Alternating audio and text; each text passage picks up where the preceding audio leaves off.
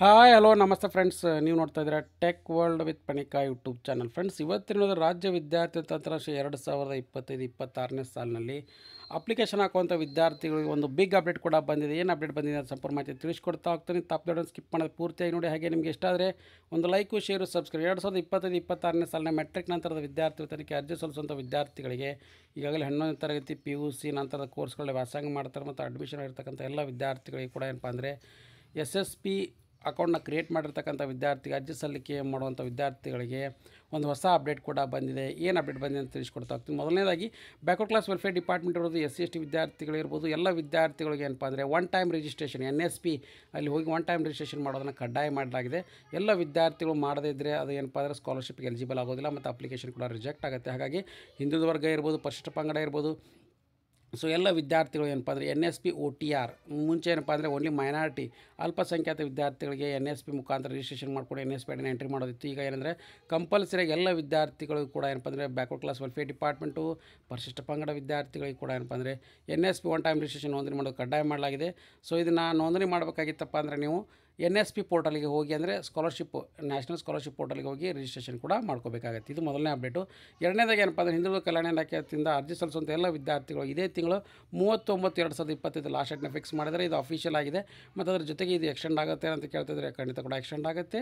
ಮತ್ತು ಅದರ ಜೊತೆಗೆ ಅಲ್ಪಸಂಖ್ಯಾತ ಕಲ್ಯಾಣ ಇಲಾಖೆಗಳಿಗೂ ಕೂಡ ಏನಪ್ಪ ಅಂದರೆ 30/9/2020 ಸೆಪ್ಟೆಂಬರ್ 30 ಇದೇ ತಿಂಗಳ ಲಾಸ್ಟ್ ಡೇಟ್ ಇದೆ.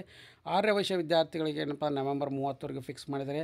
ಹಾಗೆ ಟೆಕ್ನಿಕಲ್ ಎಜುಕೇಷನ್ ಓದ್ತಾ ಇರ್ತಕ್ಕಂಥ ವಿದ್ಯಾರ್ಥಿಗಳು ಡಿಪ್ಲೊಮಾ ಇರ್ಬೋದು, ಇಂಜಿನಿಯರಿಂಗ್ ಇರ್ಬೋದು, ಹಾಗೆ ಪ್ರೊಫೆಷನಲ್ ಕೋರ್ಸ್ಗಳು ಇರ್ಬೋದು. ಸೊ ಅಂಥ ವಿದ್ಯಾರ್ಥಿಗಳಿಗೆ ನವೆಂಬರ್ 30ನೇ ತಾರೀಕು ಕೂಡ ಫಿಕ್ಸ್ ಮಾಡಿದ್ದಾರೆ. ಹಾಗೆ ರಾಜ್ಯ ಗ್ರಾಮೀಣ ಅಭಿವೃದ್ಧಿ ಇಲಾಖೆ ವತಿಯಿಂದ ಏನು ಮೆಟ್ರಿಕ್ ನಂತರದ ವಿದ್ಯಾರ್ಥಿಗಳ ಅರ್ಜಿ ಸಲ್ಲಿಸಿದ್ರೆ ಅವ್ರಿಗೆ ಕೂಡ ಏನಪ್ಪ ಅಂದರೆ ಇದೇ ನವೆಂಬರ್ 30, 2025 ಲಾಸ್ಟ್ ಡೇಟ್ ಫಿಕ್ಸ್ ಮಾಡಿದರೆ. ವಿಕಲಚೇತನ ಕಲ್ಯಾಣ ಇಲಾಖೆ ಮೆಟ್ರಿಕ್ ನಂತರದ ವಿದ್ಯಾರ್ಥಿಗಳಿಗೆ ಅರ್ಜಿ ಸಲ್ಲಿಸುವಂಥ ವಿದ್ಯಾರ್ಥಿಗಳು ಕೊಡಪ್ಪ ಅಂದರೆ ಡಿಸೆಂಬರ್ 31, 2025 ಕೂಡ ಲಾಸ್ಟ್ ಡೇಟ್ನ ಫಿಕ್ಸ್ ಮಾಡಿ ಅಫಿಷಿಯಲ್ ಆಗಿ ಮಾಹಿತಿನ ಕೊಟ್ಟಿದ್ದಾರೆ. ಹಾಗಾಗಿ ಯಾರ್ಯಾರು ವಿದ್ಯಾರ್ಥಿ ಅರ್ಜಿ ಸಲ್ಲಿಸಬೇಕಂತಿದ್ರು ಅವ್ರು ಏನಪ್ಪ ಅಂದರೆ NSP ಅಡಿಗೆ ಹೋಗಿ, ಅಂದರೆ ಇಲ್ಲಿ ಬರುತ್ತೆ ನೋಡಿ scholarship.government.in ವೆಬ್ಸೈಟಿಗೆ ಹೋಗಿ ಇಲ್ಲಿ ರಿಜಿಸ್ಟರ್ ಮಾಡ್ಕೋಬೇಕಾಗುತ್ತೆ. ರಿಜಿಸ್ಟರ್ ಮಾಡ್ಕೊಳ್ಳಿಕ್ಕೆ ಇಲ್ಲಿ ಕೊಟ್ಟಿದ್ದಾರೆ ನೋಡಿ. ಒನ್ ಟೈಮ್ ರಿಜಿಸ್ಟ್ರೇಷನ್ ಬೇಕಾಗಿರ್ತಕ್ಕಂಥ ಡಾಕ್ಯುಮೆಂಟ್ಸ್ ಅಂದರೆ ನಿಮ್ಮ ಆಧಾರ್ ಕಾರ್ಡಿಗೆ ಲಿಂಕ್ ಇರ್ತಕ್ಕಂಥ ಮೊಬೈಲ್ ನಂಬರಿಗೆ ಬರ್ತಕ್ಕಂಥ OTP, ಅದಾದಮೇಲೆ ನಿಮ್ಮ ಪೇರೆಂಟ್ಸ್ ಆಧಾರ್ ಕಾರ್ಡು, ಆಮೇಲೆ ಅವರ ಆಧಾರ್ ಕಾರ್ಡ್ ಇರ್ತಕ್ಕಂಥ ಹೆಸರು, ಆಧಾರ್ ಕಾರ್ಡ್ ನಂಬರು ಎಂಟ್ರಿ ಮಾಡಬೇಕಾಗುತ್ತೆ.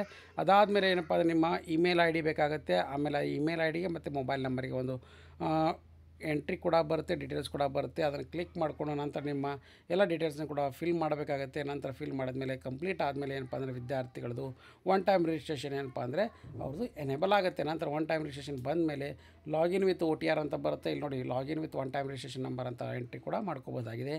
ಸೊ ಹಾಗಾಗಿ ಇದೊಂದು ಬಿಗ್ ಅಪ್ಡೇಟು. ಸಾಕಷ್ಟು ಮಂದಿ ವಿದ್ಯಾರ್ಥಿಗಳು ಕೇಳ್ತಾ ಇದ್ದರು, ಸರ್ ಇದು ಎಲ್ಲರಿಗೂ ಕಂಪಲ್ಸರಿನ ಏನು ಅಂತ. ಎಸ್ ಫ್ರೆಂಡ್ಸ್, ಎಲ್ಲರಿಗೂ ಕೂಡ ಕಂಪಲ್ಸರಿ ಆಗಿದೆ. ಬ್ಯಾಕ್ವರ್ಡ್ ಕ್ಲಾಸ್ ವೆಲ್ಫೇರ್ ಡಿಪಾರ್ಟ್ಮೆಂಟು ಮತ್ತು ST ಕ್ಯಾಟಗರಿ ವಿದ್ಯಾರ್ಥಿಗಳಿಗೆ, ಆಮೇಲೆ ಮೈನಾರಿಟಿ ಕ್ಯಾಟಗರಿ ವಿದ್ಯಾರ್ಥಿಗಳು ಕೂಡ ಬರುತ್ತೆ, ಕಂಪಲ್ಸರಿ ಮಾಡಿದ್ದಾರೆ. ಹಾಗೆ ಇದನ್ನು ಯಾಕೆ ಮಾಡಿದ್ದಾರೆ ಅಂದರೆ ಸೆಂಟ್ರಲ್ ಗೌರ್ಮೆಂಟ್ ವತಿಯಿಂದ ಏನಪ್ಪ ಅಂದರೆ ವಿದ್ಯಾರ್ಥಿಗಳಿಗೆ ಏನು ಸ್ಕಾಲರ್ಶಿಪ್ ಪ್ರೊವೈಡ್ ಮಾಡ್ತಾ ಇರ್ತಾರೆ. ಸೊ ಅದರಲ್ಲಿ ಅನುದಾನ ಎಷ್ಟು ಹೋಗುತ್ತೆ, ಯಾವ ವಿದ್ಯಾರ್ಥಿಗೆ ಎಷ್ಟು ಬರುತ್ತೆ ಅನ್ನೋದನ್ನು ಮಾಹಿತಿಯನ್ನು ತಿಳ್ಕೊಳೋಕ್ಕೋಸ್ಕರ ಏನು ಮಾಡಿದ್ದಾರೆ. ಮತ್ತು ಎರಡೆರಡು ಸ್ಕಾಲರ್ಶಿಪ್ನ ಅವಾಯ್ಡ್ ಮಾಡಬೇಕು ಅನ್ನೋ ದೃಷ್ಟಿಕೋನ ಇಟ್ಕೊಂಡು ಕೂಡ ಇದನ್ನು ಮಾಡಿದ್ದಾರೆ ಫ್ರೆಂಡ್ಸ್. ಹಾಗೆ ವಿದ್ಯಾರ್ಥಿಗಳು ಏನಪ್ಪ ಅಂದರೆ ಇದನ್ನು ಕಂಪಲ್ಸರಿಯಾಗಿ ಎಂಟ್ರಿ ಮಾಡ್ಕೊಂಡ ಮೇಲೆ ಆ ವಿದ್ಯಾರ್ಥಿಗಳು ಏನಪ್ಪ ಅಂದರೆ ಇಲ್ಲಿ ಎಂಟ್ರಿ ಮಾಡಬೇಕು.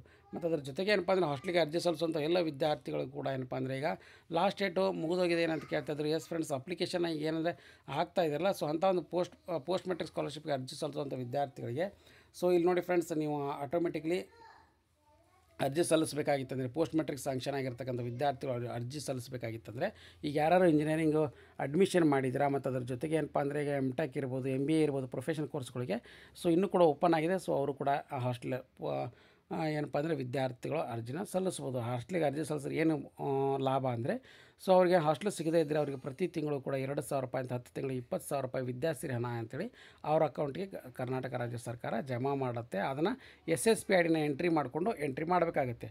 ಸೊ SSP ಮುಖಾಂತರ ಅರ್ಜಿ ಸಲ್ಲಿಸಬೇಕು. ಮತ್ತು ಅದ್ರ ಜೊತೆಗೆ ಏನು ವಿದ್ಯಾರ್ಥಿಗಳಿಗೆ ಹಾಸ್ಟೆಲಿಗೆ ಸಿಗದೇ ಇದ್ದರೆ ಅಂತ ಒಂದು ವಿದ್ಯಾಸಿರಿ ಸ್ಕಾಲರ್ಶಿಪ್ ಪ್ರೊವೈಡ್ ಮಾಡ್ತಾರೆ. ಒಂದು ವೇಳೆ ಹಾಸ್ಟೆಲ್ ಸಿಕ್ಕಿತ್ತಪ್ಪ ಅಂದರೆ ಅವ್ರಿಗೆ ಯಾವುದೇ ಕಾರಣ ಕೂಡ ಆ ವಿದ್ಯಾರ್ಥಿಗಳಿಗೆ ವಿದ್ಯಾರ್ಥಿ ಹಣ ಬರೋದಿಲ್ಲ, ಅದು ಹಾಸ್ಟೆಲ್ಗೆ ಜಮಾ ಆಗುತ್ತೆ ಫ್ರೆಂಡ್ಸ್. ಸೊ ಹಾಗಾಗಿ ಇದು ಲೇಟೆಸ್ಟ್ ಆಗಿರ್ತಕ್ಕಂಥ ಅಪ್ಡೇಟು. ಸೊ ಪ್ರತಿದಿನ SSP ಮತ್ತು ವಿದ್ಯಾರ್ಥಿ ವೇತನಕ್ಕೆ ಸಂಬಂಧ ಇರ್ತಕ್ಕಂಥ ಅಪ್ಡೇಟ್ ತಿಳಿಸ್ಕೊಡ್ತಾ ಇರ್ತೀನಿ. ಸೊ ಈ ಒಳ್ಳೆಯ ಮಾಹಿತಿ ಇಷ್ಟ ಆಗಿದ್ರೆ ಒಂದು ಲೈಕು, ಶೇರು, ಸಬ್ಸ್ಕ್ರೈಬ್ ಮಾಡಿ. And finally thanks for watching the video.